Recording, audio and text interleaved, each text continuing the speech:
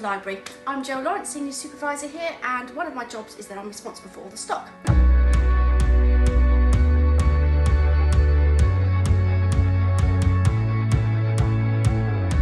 So normally for Heritage Open Days we would do the white glove experience where we can get out some of our special collections so you can touch, hold, smell and feel these books for yourself. Because of COVID we're not able to do that, so this year for Heritage Open Days we're giving you a tour of the stack and we're going to get out 3 of our special collections for you to come and view.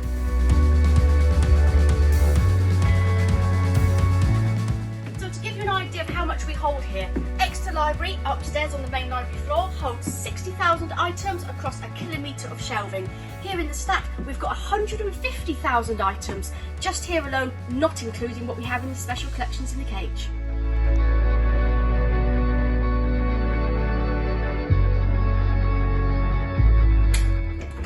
And this, ladies and gentlemen, is what we call the cage. This is where we keep our special collections. Everything in this room generally has to be at least 100 years old and worth more than £100. And I can tell you that the largest selection we have here are the children's books, which we have over 2,000 of.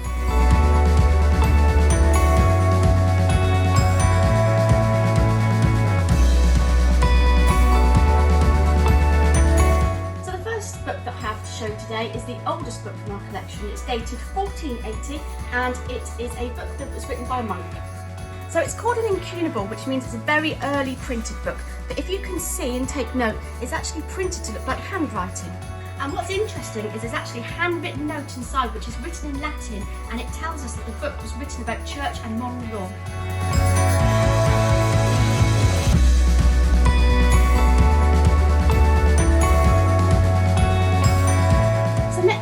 My favourite piece of the collection. So this is a copy of The Life of Thomas Gray by Gould.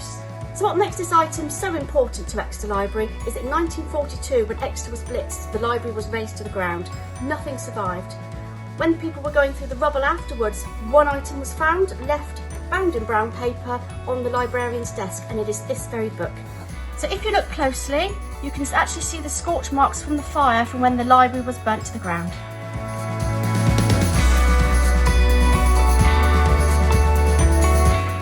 What I have for you is our most expensive book of the collection.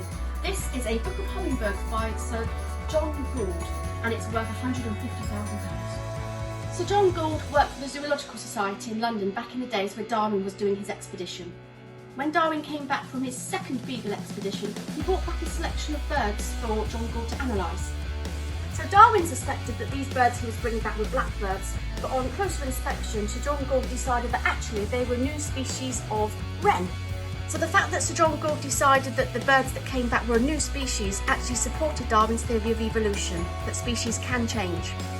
Sir John Gould's passion was really hummingbirds, and he had over 320 that he exhibited in the Great Exhibition in London. So what makes this book so interesting and valuable is that these hummingbirds are actually painted over gold leaf. So as you get up close and you move, you can actually see the iridescence in the feathers.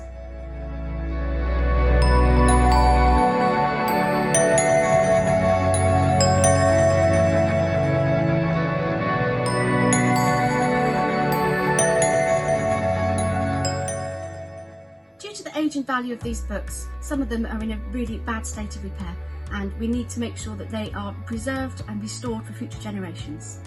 In order to do this, we have set up an adopt-a-book scheme.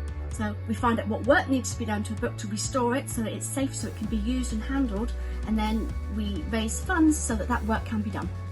2 of the books you've seen today have been restored due to the adopt-a-book. The first one was the incunable, the oldest one, that was restored so that we can handle it without breaking it.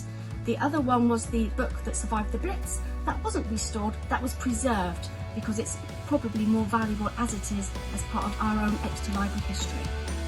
If you are interested in adopting a book, you can find the details on our website. We've got some books that are currently up for adoption and looking for money so that we can get them preserved and restored so that future generations can love them as much as we do.